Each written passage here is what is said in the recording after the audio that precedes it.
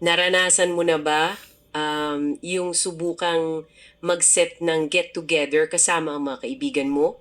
Nako, madalas mangyari yan. Mahirap yun 'Di ba, yung tipong isang kaibigan mo tuwing ikalawang linggo lang pwede.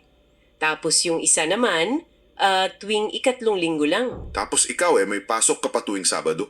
Ayun nga, bago mo pa mamalayan, nagiging isang malaking mathematical equation na yung paghahanap nyo ng araw kung kailan kayong lahat pwedeng magkape. Oo, tapos madalas sumusuko na lang kayo kasi parang imposibleng magkatugma-tugma yung mga schedule nyo. Eksakto, napakapamilyar na senaryo niyan para sa ating lahat.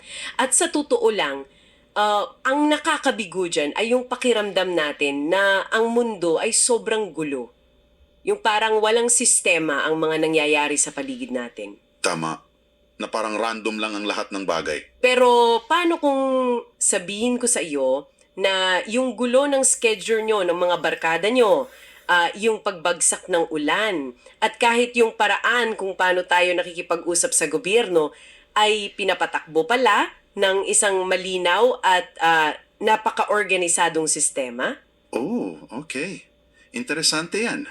Ngayon, sa malalimang pagsusuri natin sa mga detaling ito, hindi tayo gagamit ng isang makapal na libro ng filosofiya.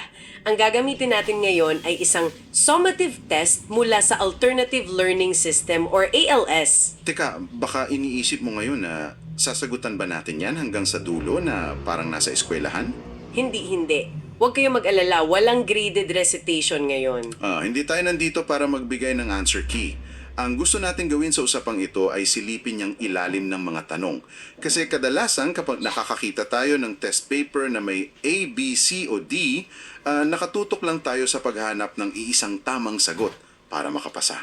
Oo nga, para lang makuha ng mataas na grade. Tama, nakakalimutan natin na itong mga batayang konseptong ito mula sa matematika at agham hanggang sa komunikasyon, mga blueprints pala ito kung paano talaga gumagana yung realidad natin.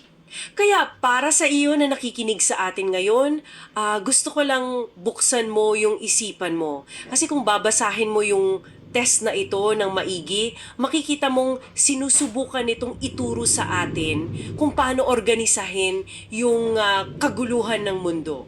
Kumbaga binibigyan tayo ng lente para maintindihan ang paligid. Ayun. Kaya simulan natin doon sa pinakaugat ng logika, yung matematika. Okay, himayin natin ito. May isang bahagi rito sa test tungkol sa divisibility. Nagbigay sila ng malaking numero, 2,700 at siyam na po o 2,790. Medyo malaking numero nga yan. Oo, tapos ang tanong doon, paano mo malalaman kung divisible ito sa 2, 3, 5 at 9 nang hindi ka nagko-compute o naglalabas ng calculator? Dito papasok yung tinatawag nating divisibility rules. Bale may mga shortcut yan. Kung ang numero ay nagtatapos sa 0, pasok agad dito sa 2 at 5. Okay, so automatic yon kapag 0 ang dulo. Oo, automatic. Tapos, kung i-add mo naman yung bawat digit, bale 2 plus 7 plus 9 plus 0, ang sagot ay 18 o 18. At dahil ang 18 ay pwedeng hatiin sa 3 at 9 ng walang butal, ibig sabihin, yung buong numerong 2,790 ay pwedeng hatiin sa 3 at 9. Okay, aaminin ko medyo astig yung trick na i-add yung mga digits. Para siyang cheat code sa video games na nagpapadali ng buhay. Pero ito yung tanong ko, sa panahon ba ngayon na lahat tayo may hawak na smartphone na may built-in calculator, kailangan pa ba talaga nating pag-aralan itong mga divisibility rules na ito? Magandang punto yan. Laging tinatanong yan ng mga estudyante. 'Di ba? Kasi parang pinapahirapan lang natin yung sarili natin na kabisaduhin yung mga rules na ito kung kaya namang ibigay ng makina yung sagot sa loob ng isang segundo. Totoo yan. Kung ang titingnan mo lang kasi ay yung pagkuha ng sagot, talagang mas mabilis ang calculator. Pero hindi arithmetic ang itinuturo sa iyo ng divisibility rules Ang tinuturo nito sa utak mo ay yung tinatawag nating pattern recognition at saka lohika. Okay. So, mas malalim pala sa computation lang. Oo, kasi sinasanay nito yung isip mo na makita yung nakatagong istruktura sa likod ng malalaking problema. Kapag kaya mong tingnan yung numero at malaman agad yung katangian nito nang hindi ka nagko-compute, tinuturuan mo yung utak mo na maging mapanuri doon sa mga maliliit na detalye na nagdidikta ng mas malaking resulta. Gets ko na. Parang sa halip na basagin mo yung buong pader para makita kung ano yung nasa loob, tinuturuan ka nitong hanapin yung maliit na susi na magbubukas doon sa pinto. Tumpak, mabilis ang pagsusuri ng sitwasyon. At speaking of shortcuts, nabanggit din dito yung pagpapapayak ng fractions tulad nung 1824 na nagiging 3/4 na lang. Sa panlabas, mukhang magkaiba, di ba? Ang isa malaking numero, tapos yung isa maliit. Pero pareho lang pala sila ng halaga. Ayun, ang yan yung paraan ng matematika para sabihin sa atin na ang mga bagay ay madalas mas simple kesa sa unang tingin. Kailangan mo lang talagang tanggalin yung mga labis o yung mga hindi kinakailangang bahagi para makita yung tunay na esensya ng problema. Teka, babalik muna ako doon sa halimbawa ko kanina tungkol sa pag-i-schedule ng mga barkada natin. Sige, paano ba nauugnay yun dito? Kasi may nakita akong tanong dito sa test tungkol sa mga kampana na tumutunog sa magkaibang oras. At pakiramdam ko, ito talaga yung sagot sa problema ko sa schedule eh. Ay yung tungkol sa Least Common Multiple o LCM? Oo, yan nga. Ang sabi kasi dito, may isang kampana daw na tumutunog tuwing 12 minuto. Tapos may isa pang kampana na tumutunog naman tuwing 18 minuto. Okay, magkaiba yung interval nila. Tama. Ngayon, kung sabay silang tumunog ng eksaktong 8 ng umaga, kailan daw sila muling tutunog ng magkasabay? At nakalagay dito na ang tamang sagot daw ay 8:36 ng umaga. Dahil nga, 36 ang LCM nung 12 and 18. Tama ba ako dun? Oo, tama ka dyan. Bale, yung kampanang tumutunog tuwing 12 minuto, tutunog yan sa ika-2, ika-24, at ika-36 na minuto. Tapos yung kampanang may 18 minutong interval, tutunog sa ika-18 at susunod doon ay ika-36. So nag-intersect sila sa 36, eksakto. Doon sa ika-36 na minuto, doon sila magkakatagpo muli. At oo, yan rin eksakto yung sagot sa problema mo sa schedule ng mga kaibigan mo. Grabe, nakakabaliw isipin na yung mga bagay na tila magkakaiba at may kani-kanyang mundo tulad ng magkakaibang kampana o magkakaibang buhay nating mga tao, nakatali pa rin pala sa isang tiyak na punto ng intersection sa hinaharap. Nakakabilib, di ba? Oo, kasi hindi lang ito tungkol sa mga numero tungkol ito sa oras at sinkronisasyon. At kung ikokonekta natin yan sa mas malaking larawan, ang LCM ang batayan kung bakit hindi laging nagkakabuhol-buhol yung trafiko sa mga kalsada natin. Teka, paanong nangyari yon? Sa traffic lights ba? Oo, sa traffic lights. Nakaprogram yung mga yan sa isang buong siyudad gamit ang mga ganitong konsepto ng overlapping cycles para magkaroon ng tuloy-tuloy na daloy ng mga sasakyan. Hindi lang yan, pati mga astronomo ginagamit yung ideyang yan para hulaan kung kailan maghahanay-hanayan yung mga planeta natin. Oh wow, hanggang kalawakan pala gamit yan? Oo naman, ang LCM patunay na ang universo nagmamandero ng kaayusan kahit pa sa mga bagay na umaandar sa magkakaibang bilis. Grabe, nakakatuwa. Mula naman sa pag-ayos ng oras, lumipat naman tayo dito sa pag-aayos ng pagkakakilanlan natin o yung identity. Kasi dito papasok yung konsepto ng sets sa math. Oo. Yung sets, isa ring magandang konsepto yan. Kasi nakalagay dito sa test, ipagpalagay daw natin na ang universal set o yung buong sakop ng mundo natin ay yung mga numerong 1 hanggang 10. Tapos, yung set A daw ay yung mga even numbers. So, yung 2, 4, 6, 8, at 10. Okay, tapos yung pangalawang set, Yung set B naman ay ang mga numerong 1 hanggang 5. Ang tinatanong dito, ano daw yung intersection nila o yung tinatawag na A intersect B? Ang sagot ay yung mga numerong 2 and 4 dahil sila lang daw yung pasok sa pamantayan ng parehong grupo. Ang tanong ko lang, bakit ba natin pinag-aaralan itong paggrupo-grupo na ito? Dahil ito yung pinakapundasyon kung paano gumagawa ng kategorya ang utak ng tao.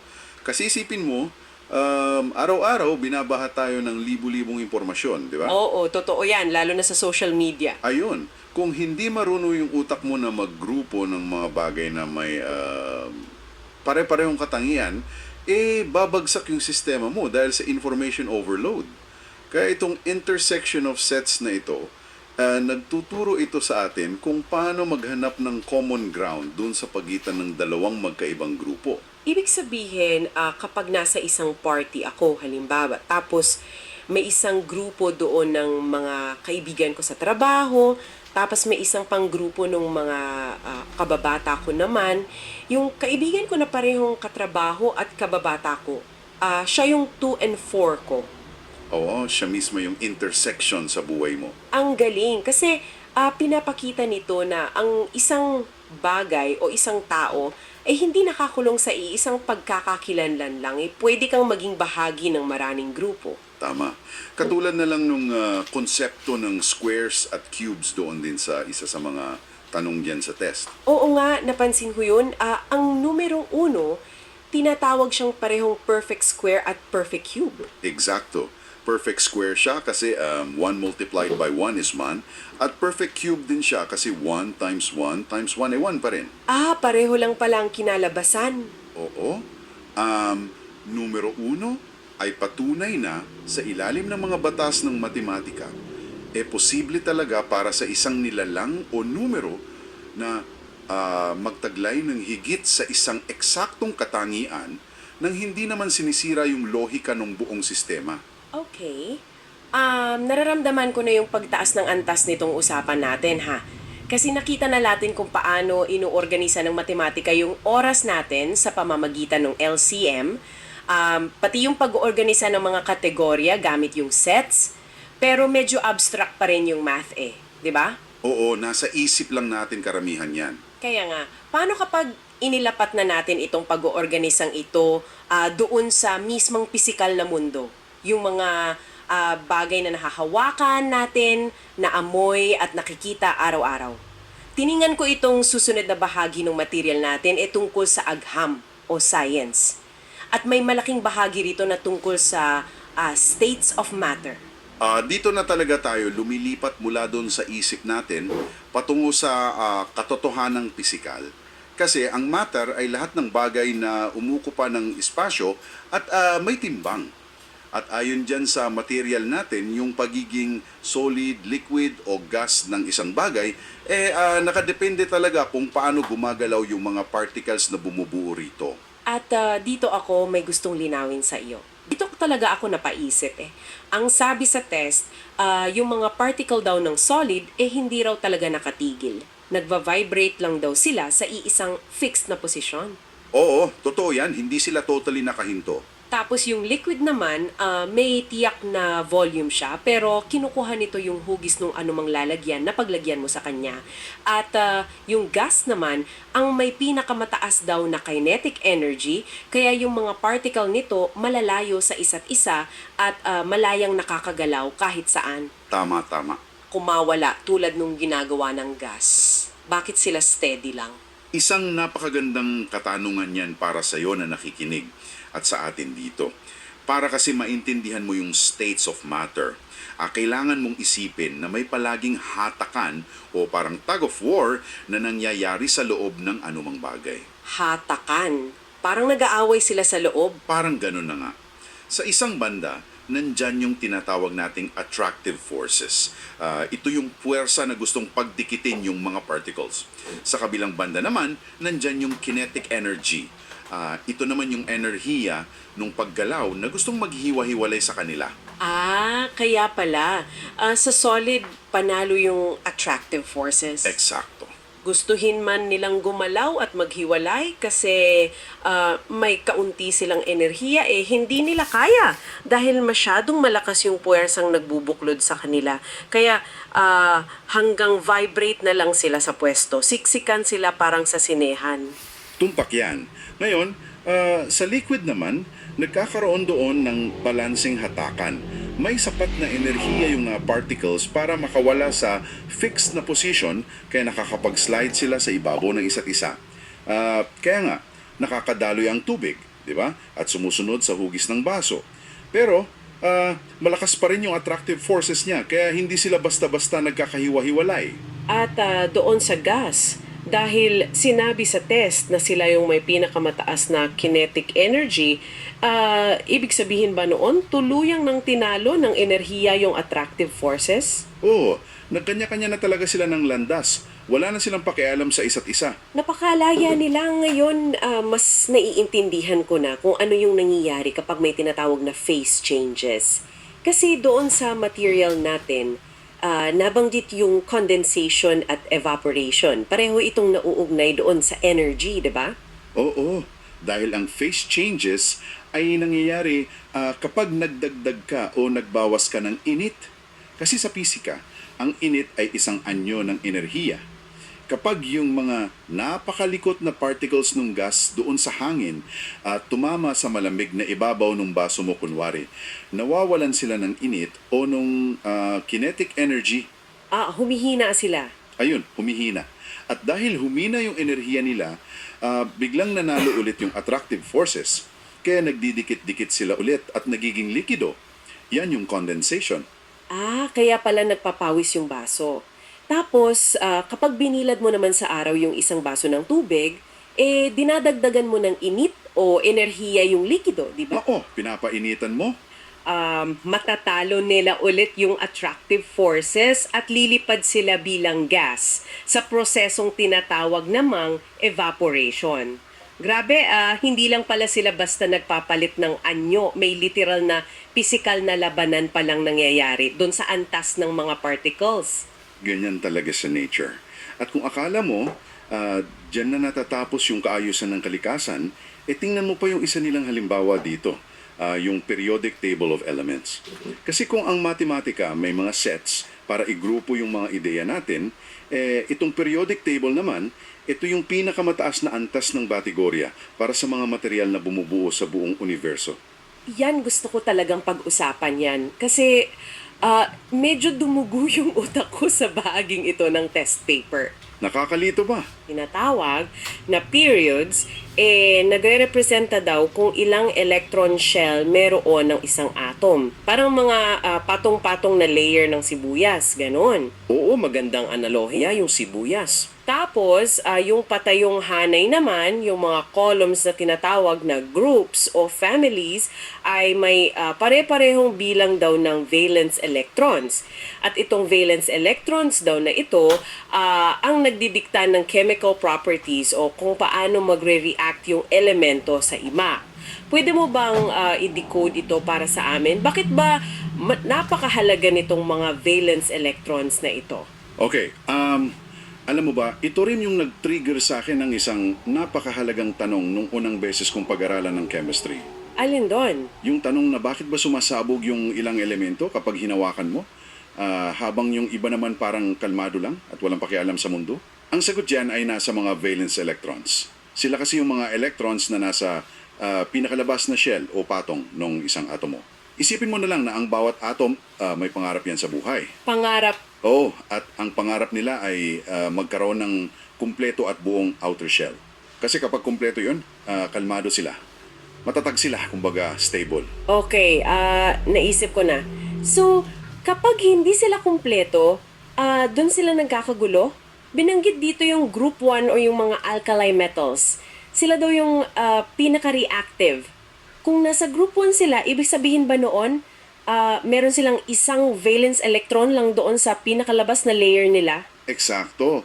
Merong silang isang sobrang electron na nagiging pabigat para makamit nila yung katahimikan o stability na gusto nila.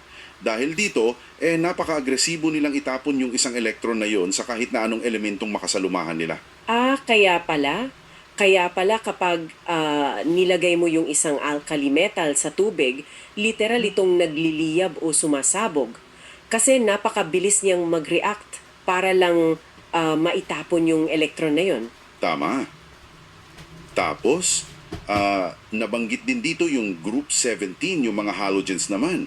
Sila naman daw kulang ng isang electron para mabuo yung shell nila.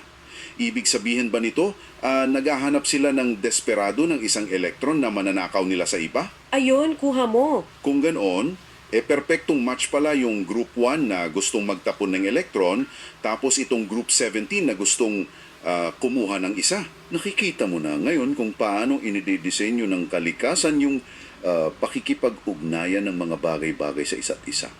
Naghanap sila palagi ng panimbang. Pero alam mo ba, may isa pang grupo diyan na sadyang kakaiba.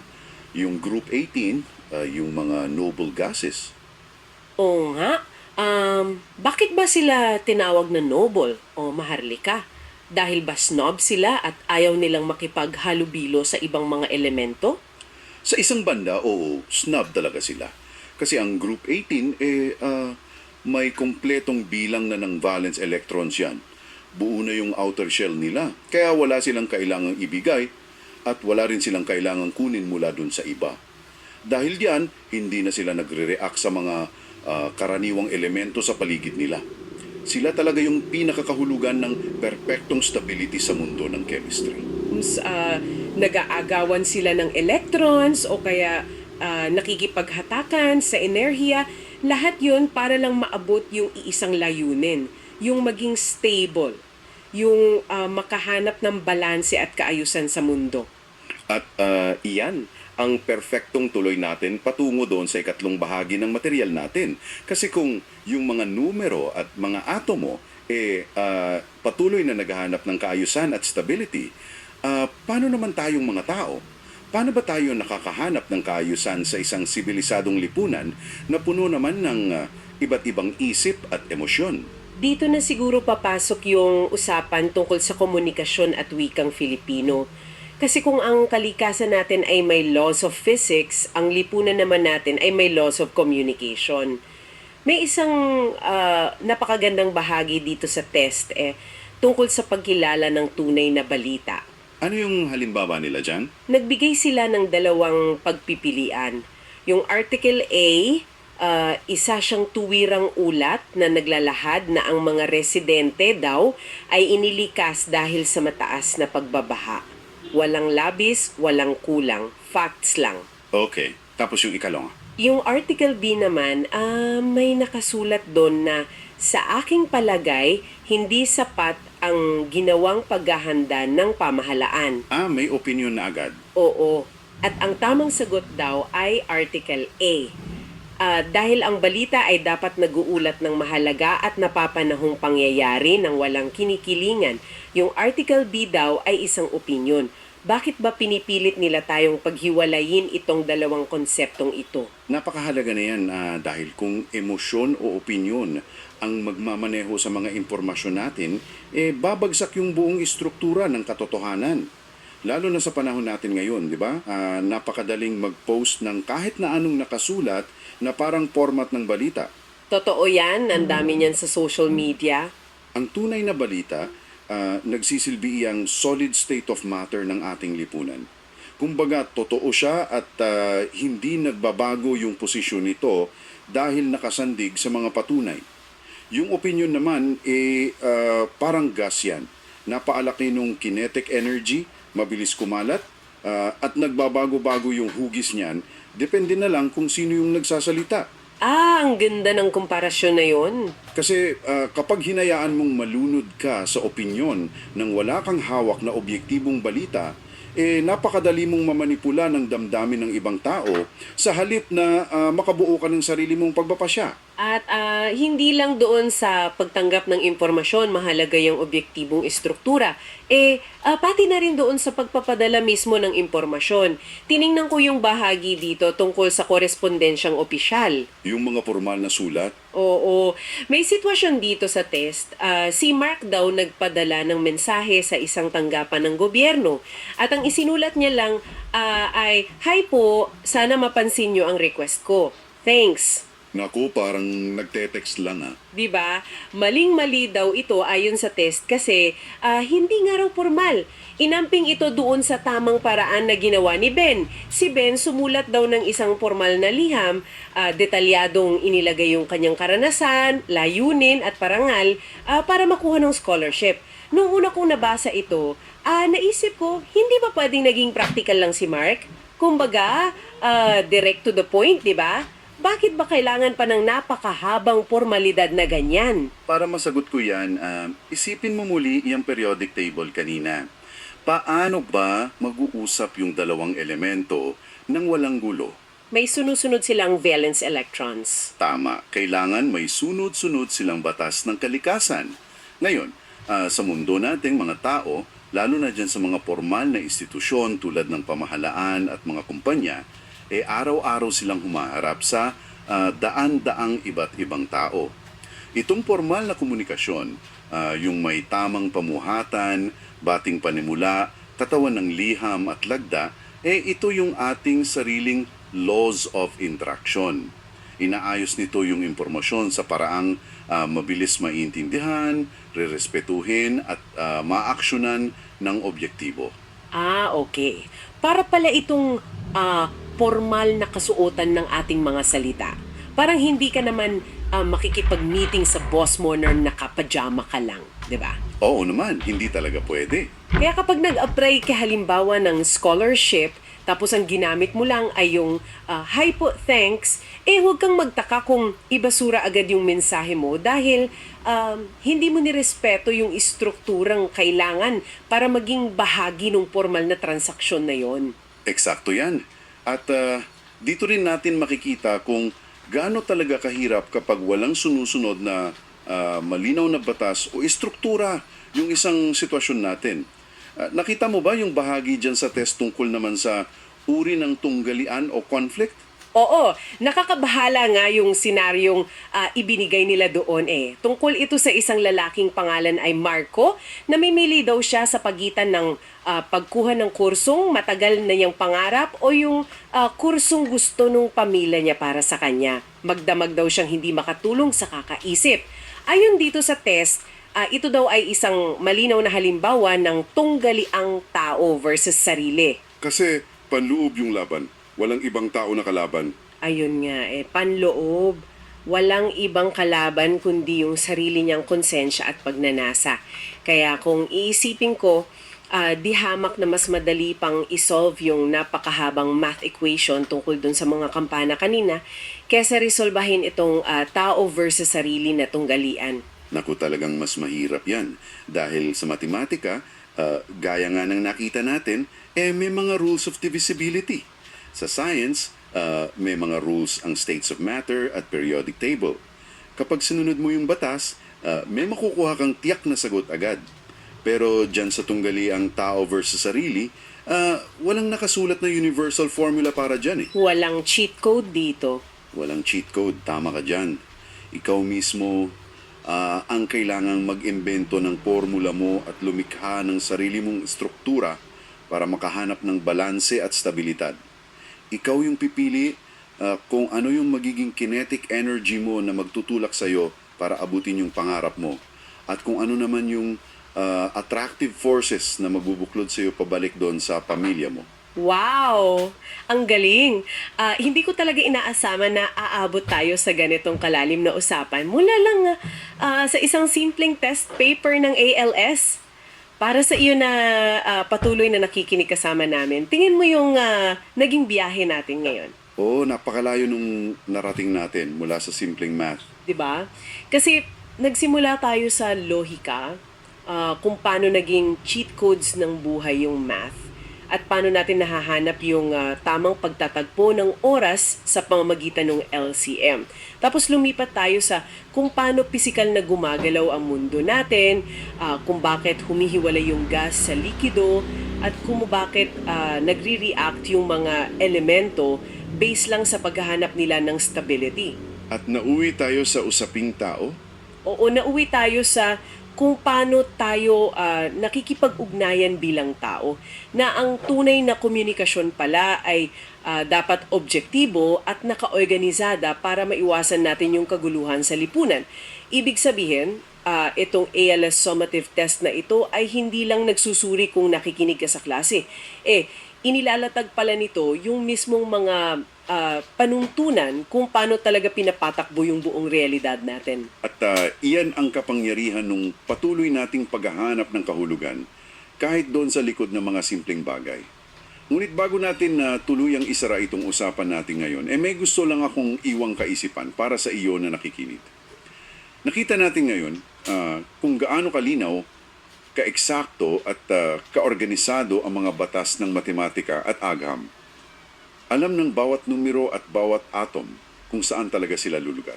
Oo, lahat sila may tiyak na sagot. Ngunit, bukas sa paggising mo, kapag humarap ka na dun sa pinakamahirap mong tao versus sarili na desisyon, alin sa mga natutunan mong pamantayan ngayon yung iyong gagamitin? Susundin mo ba yung malamig na lohika at patterns ng matematika para makalkila kung ano yung tama? Aasahan mo ba yung maingat at balancing cause and effect na itinuturo ng agham? O gagamitin mo ba yung objetibong pagsusuri na itinuturo ng tamang komunikasyon upang pakinggan yung katotohanan ng walang anumang bahid ng emosyon?